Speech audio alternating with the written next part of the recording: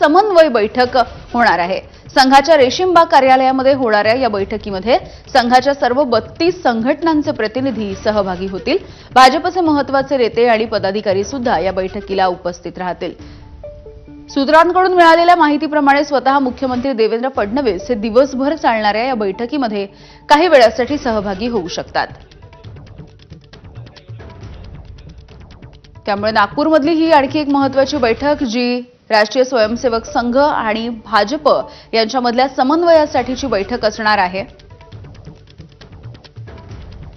रजत वशिष्ठ आमचे प्रतिनिधी आपल्याला या संदर्भात माहिती देतील। रजत, आपण या आधीच्या विधानसभेच्या निवडणुकांमध्ये सुद्धा पाहिलेलं आहे, कारण राष्ट्रीय स्वयंसेवक संघाचा महत्त्वाचा वाटा राहिलेला आहे या एकूणच सगळ्या प्रोसेसमध्ये, या प्रक्रियेमध्ये, त्यामुळे ही बैठक सुद्धा महत्त्वाची आहे।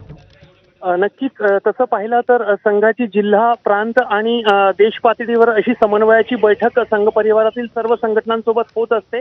मात्र येणाऱ्या स्थानिक स्वराज्य संस्थांच्या ज्या निवडणुका आहेत त्यांना पाहता आता विदर्भ प्रांताची ही जी बैठक होत आहे ती अत्यंत महत्त्वाची आहे। याच्यामध्ये संघ परिवारातील सर्व संघटनांना बोलवण्यात आलेलं आहे आणि त्या आशयानेच भाजपचे सर्व आमदार जे आहेत विदर्भातील ते या बैठकीमध्ये सहभागी होणार आहे। आणि या बैठकीचं महत्त्व किती जास्त आहे भाजपसाठी याचा अंदाज आपल्याला यावरून येते की स्वतः मुख्यमंत्री देवेंद्र फडणवीस ते विदर्भातील आमदार आहेत, त्या नात्याने या बैठकीत सहभागी होणार आहे। मात्र स्थानिक स्वराज्य संस्थांच्या निवडणुकांमध्ये संघ परिवारातील सर्व संघटनांमध्ये एक समन्वय असावा या दृष्टिकोनातून या बैठकीचं महत्त्व आहे आणि स्वतः मुख्यमंत्री या बैठकीमध्ये सहभागी होणार असल्याची माहिती आहे। विधानसभा निवडणुकांच्या पूर्वी पण अशाच पद्धतीने बैठक झाली होती आणि त्याच्यामध्ये स्वतः देवेंद्र फडणवीस जे आहेत ते सहभागी झालेले होते आणि त्याच्यानंतर आलेला परिणाम आपण सर्वांनी पाहिलेला आहे। तेव्हा विश्लेषण केलं गेला होता की संघाने या निवडणुकीमध्ये खूप मोलाची कामगिरी बजावलेली आणि आता पुन्हा एकदा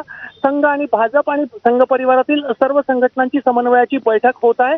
दिवसभर या संदर्भात रेशीमबाग कार्यालयामध्ये मंथन चालणार आहे आणि संध्याकाळी स्पष्ट होऊ शकेल की या बैठकीमध्ये नेमकी काय चर्चा झाली। धन्यवाद रजत माहितीसाठी।